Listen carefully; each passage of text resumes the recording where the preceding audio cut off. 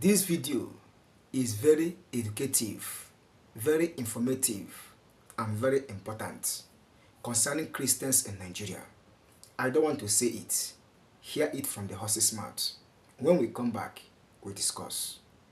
There are reports, one by Nigeria-based human rights NGO International Society for Civil Liberties and the Rule of Law Inter-Society, found that there's an average of more than 30 Christians in Nigeria being killed every single day. More than 7,000 Christians have been killed in Nigeria this year.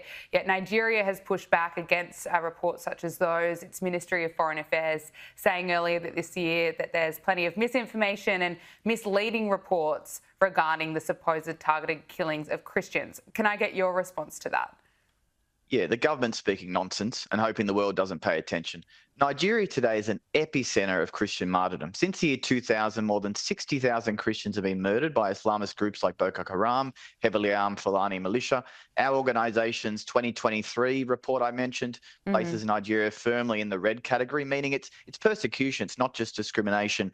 You know, what makes Nigeria unique is that Christians are not even a tiny minority. They make up almost half the population, 100 million people, yet they live as if they're second-class citizens, especially in the north. The Nigerian government's failed to take any meaningful action to prevent attacks, and the violence is relentless. In Benue State alone, one diocese recorded 93 villages attacked, 330 farmers killed in just a year.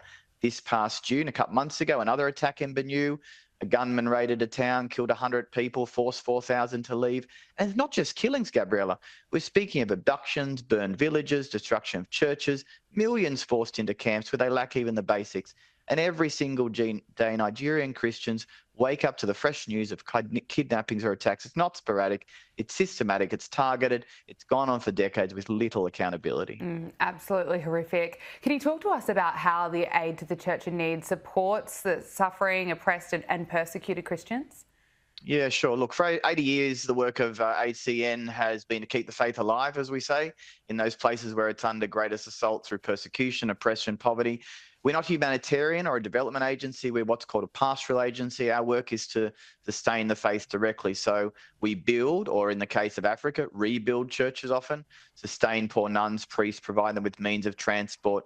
In all, we undertake about 6,000 projects a year, completely funded by, in our case, Catholics around the world, no funding from church or state. But the work we do for the suffering churches, we call it, inspires and brings back life to us. I think our founder used to say they're being tested in faith and we're being tested in love.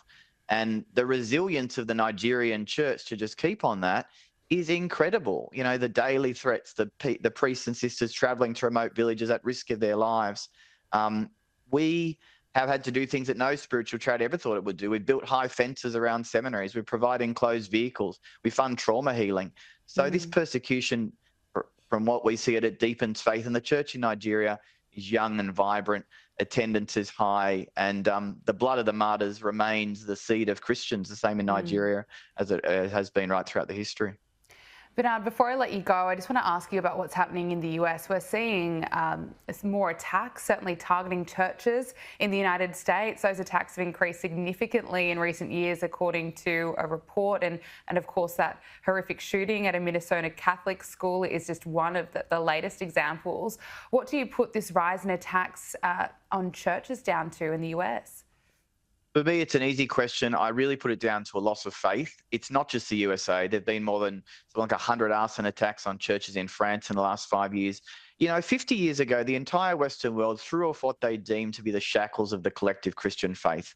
And so now, over 2 generations later, we've moved from a society of at least a cultural faith to a hatred towards faith, Christian faith anyway. But the thing is, the Christian faith, it isn't just Sunday school and grace before meals. It's a whole world overview. Now, instead of worshiping the Creator, we worship the climate. We build massive places of worship called shopping centres. We eat, we drink, we marry. And in that same movement of secularization, we've moved towards an intolerance, because I think deep down, people know that some of their moral, ethical and life choices are not so good. We shoot the messenger, and there's no shortage of examples. 2,000 years ago, King Herod put the head of John the Baptist on a plate because he told him he shouldn't commit adultery. 3 weeks ago, someone shot Charlie Kirk in the head because the person didn't want to be told that a person's sex is an 8. None of us like being confronted about our sins and failings. Christians don't like it either. I don't. but Christianity provides a framework and a system to better oneself. Radical secularization preaches intolerance. So, the news will continue to see violence against Christians and Christian churches. Bernard Tatunji, National Director of Aid in the Church in Need, Australia and New Zealand. Thank you so much for your time. We really appreciate it. Thanks, Gabriella. See you later. I hope you heard everything in this video. What the respondent is saying concerning the killing of Christians in Nigeria.